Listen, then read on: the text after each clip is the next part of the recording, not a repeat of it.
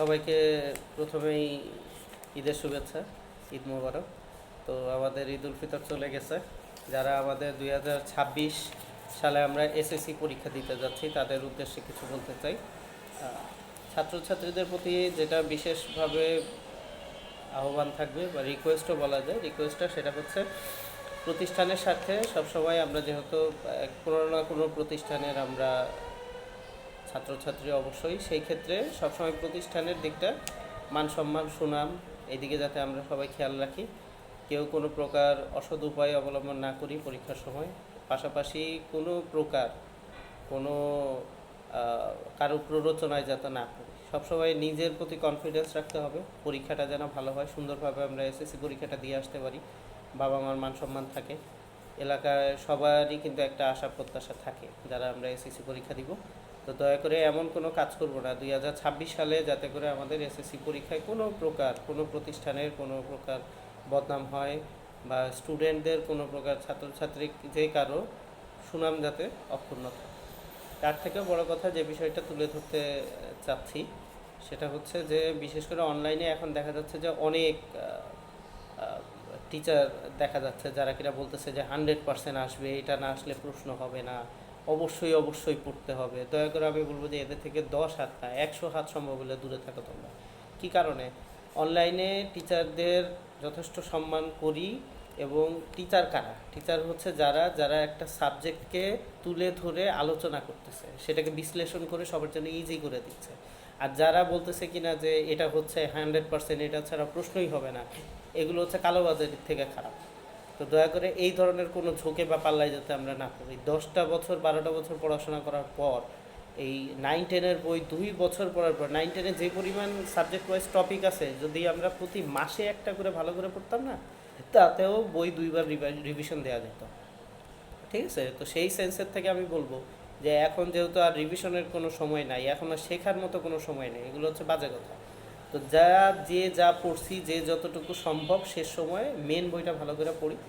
আর পাশাপাশি যেই কাজটা সেটা হচ্ছে যে আমাদের বিশেষ করে যেই টেস্ট পেপারটা আমরা এবার পেয়েছি, টেস্ট পেপারটা আসলে কি, টেস্ট পেপারটাকে অমুক কোম্পানি টেস্ট পেপার পড়লে ভালো হবে, এগুলো হচ্ছে আর একটা বাজে কনসেপ্ট। মেন যেটা উদ্দেশ্য, শিক্ষার উদ্দেশ্যটা হচ্ছে একটা জিনিসকে সুন্দরভাবে শেখা এবং সেটাকে প্রয়োজন অনুযায়ী অ্যাপ্লাই করে ভালো কিছু তার থেকে বের করে নিয়ে আসতে পারা, সেটাই হচ্ছে শিক্ষার আসল উদ্দেশ্য। তা আমরা যেটা আসলে বুঝি যে অমুক স্যারের কথা শুনে 10টা শূন্যস্থান ফিল ইন দ্য ব্ল্যাঙ্কস করতে পারলে এটাই আমার শিক্ষা হয়ে গেল, আমি A+। আসলে এটা শিক্ষা না, এটা হচ্ছে ভুল ধারণা। শিক্ষার আসল উদ্দেশ্যটাই হচ্ছে যে আমি যেটা শিখি সেটাকে আমি বাস্তবিক জীবনে অ্যাপ্লাই করে সেখান থেকে যদি ভালো কিছু নিয়ে আসতে পারি, আমার ভালোর জন্য, 10 জনের ভালোর জন্য যদি কিছু করতে পারি, ওইটাই হচ্ছে আসল শিক্ষা। তো আমি বলবো যে যারা এরকম 100% কমন পড়বে সাজেশন দিচ্ছে, সাজেশন কেন নিবা ভাই তুমি? তোমার এসএসসি পরীক্ষা 26 সালে, তুমি 10টা 12টা বছর পড়াশোনা করে 2টা বছর পুরো সময় দেওয়ার পর 9-10-এ এখন সাজেশন নেওয়া মানে হচ্ছে তুমি পড়াশোনা করো না।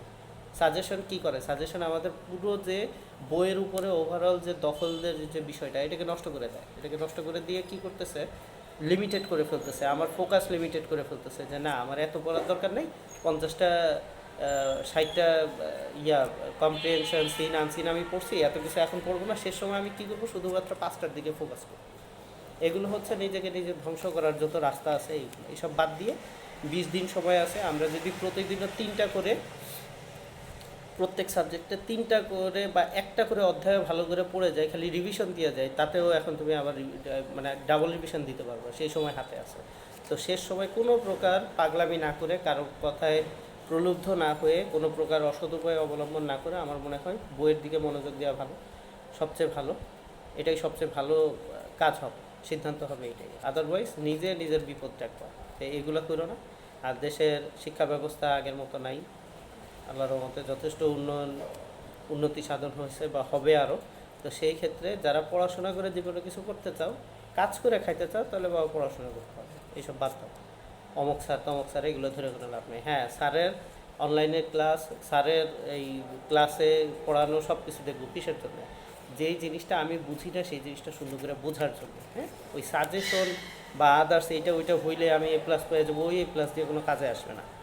বাস্তব জীবনে যারা ওই যে বুয়েটে চান্স পায়, ঢাকা ইউনিভার্সিটিতে চান্স পায়, যারা পড়াশোনা করে, তাদের কাছে যে একটু খবর নিয়ে দেখবো, তারা কোনদিন সাজেশন পড়ে নাই, তারা পুরো বইটা পড়ে আরও নোট তৈরি করে করে সুন্দর করে জিনিসটা পড়ছে। হ্যাঁ, ভালো থেকে ভালো আছে।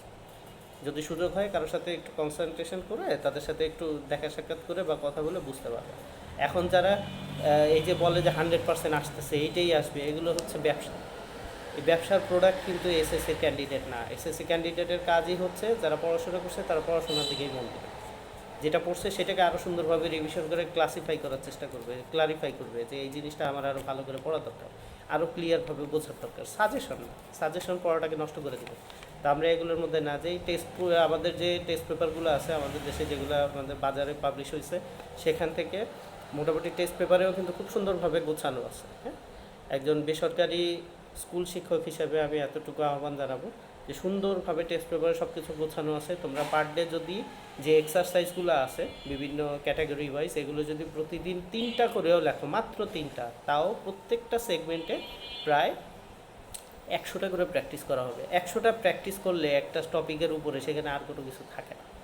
কেউ যদি বলে যে এরপরে আরও অনেক কিছু এগুলো সম্পূর্ণ বাজে কথা। 100টা প্র্যাকটিস হওয়ার পর প্রত্যেকটা ক্যাটাগরিতে সেখানে আর কোনো রুলস বাকি থাকে কি না আমার জানা নেই, খুব সম্ভবত থাকে না। এবং বই এসএসসি 2026-এর যে প্রশ্নগুলো হবে এই প্রশ্নগুলো তো বইয়ের বাইরে হবে না। তো আজে বাজে এইসব জাম্পিং বা সুইচিং এইসব ইস্যুগুলো আমরা মাথা থেকে ফেলে দিই, পড়াশোনা করো, এখনও সময় আছে, যে যা পড়ছো ভালো করে রিভিশন দাও, এটাই সবার জন্য ভালো হবে। শুভকামনা থাকলো 2026-এ এসএসসি ব্যাচের জন্য।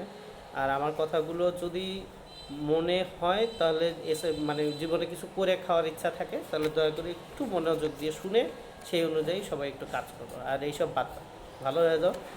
কারণ একটা কথা বলে যে ভালো হইতে নাকি পয়সা লাগে না, আসলেই পয়সা লাগে। হ্যাঁ, যে যাই বলুক টাকা লাগে। হ্যাঁ, ভালো হইতে গেলে অনেক অনেক টাকা লাগে, অনেক অনেক টাকা লাগে না, ভালো হইতে পয়সা। আমাদের সময় বাবা মা কথা না শুনলে ওই খাটের স্ট্যান্ড খুলেও পিটাইছে। হ্যাঁ, শাসন করতো। ওই মায়ের ফলাফল এখনও কিন্তু কিছু পাইছেই দেখে এখন আমরা কিছু কাজ করে করে খাই। কিন্তু এই যে এইসব ভাওতাবাজি 100% চলে আসবে, অমুক স্যারের কথা শুনলেই A+, এইসব আজে বাজে বুদ্ধি বাদ দিয়ে নিজের উপর সেলফ কনফিডেন্স নাই। ওই স্যার তো যে পরীক্ষার হলে লিখে দিবে না, নিজে ভালো করে পড়ি নাই, নিজে লিখতে পারলাম না, দোষ দিই কিন্তু ওই স্যারেরই। হ্যাঁ, এত স্যারের গুণাগান, লাস্টে কিন্তু ওই স্যারেরই দোষ যে ওই স্যার পড়ায় নাই। ওই স্যার পড়াবে কেন? ওই স্যার তোমার পড়াটা পরিষ্কার করে বুঝাই দিবে, এটাই স্যারের কাজ। স্যারদের দায়িত্ব তোমাদের মুখস্থ করানো না, স্যারদের দায়িত্ব তুমি যেটা বুঝো না সেটা তোমাকে বোঝানো। মুখস্থ করতে হবে তোমার, পড়তে হবে তোমার। 1 লাখ টাকা বেতনে চাকরি পাইলে সুখ করবা তুমি, তোমার স্যার না।